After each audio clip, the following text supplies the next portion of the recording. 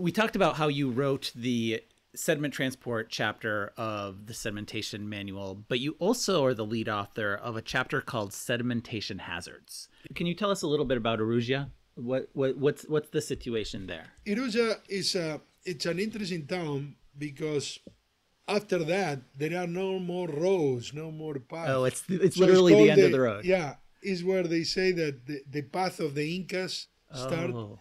So that if you keep walking through the mountains, through the Andes, you can go all the way up to Peru, basically, which you can. But it's a very remote area, and it's a small little town that has a beautiful chapel. And I had the opportunity to work there many, many years ago for United Nations. There is these debris flows that happen, which are unbelievable. It looks like you're taking concrete, you're making up concrete for a construction, and you just throw it, and the way it flows, it's just crazy.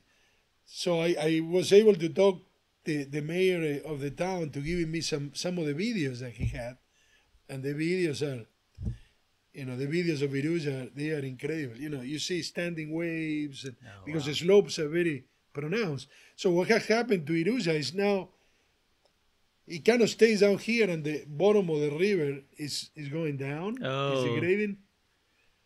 And the way all this got going, it's kind of crazy because it wasn't that way in the past.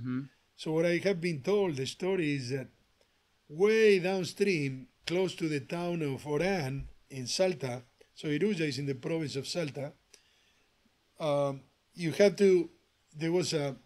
it was having some flooding problems, like in the late 1800s, we're talking quite a while ago. So the mayor of the town told the butcher of the town, listen, if you can deviate this river that is coming in this direction and make it go in another direction, I will forgive all the taxes that you owe and everything. So this fellow went with a crew, and they dug up a canal, like a little ditch.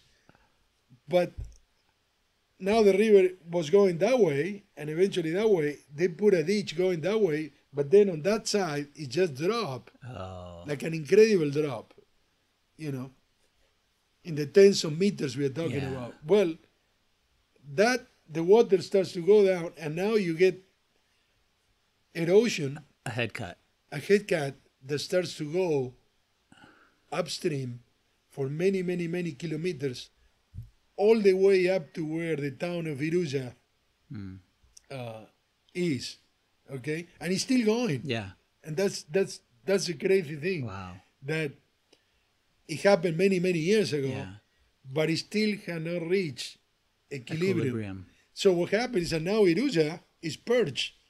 It's like up here, you get through this pathway where you can, when it rains, you can't get into the town, and you are up there, but then there is another river that comes through here, and because this has been dropping, they had to put like a wall. They built a wall to hold this other river, and basically I have videos showing that it's like a cascade of mud and debris coming down.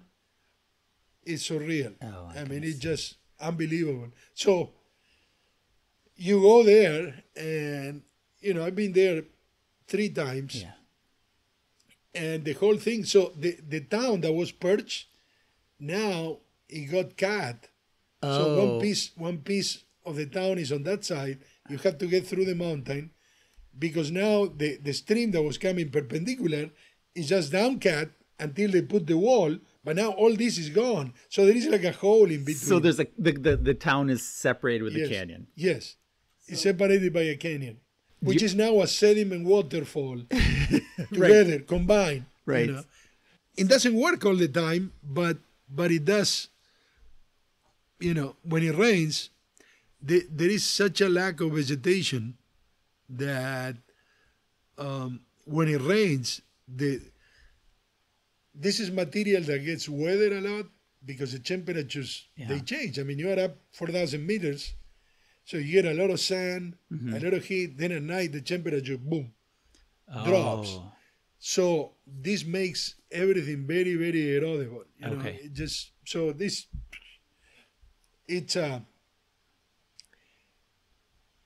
it's interesting because Iruya is such a lovely place. Yeah. You know, people like to go there. It's kind of an idyllic Yeah. way, and the people that live there, you know, are natives, are people Yeah. that, you know, for hundreds of years they probably have lived Yeah. up there, and it's not like the town has a treatment plant or everything. You know, they just let everything go into the river. But it's a historical place, so you know. Then if you walk further down the stream, you go to other places like San Vicente and other communities, but you either have to go by foot or with a mule, and you know, it's rough. Life up there is challenging.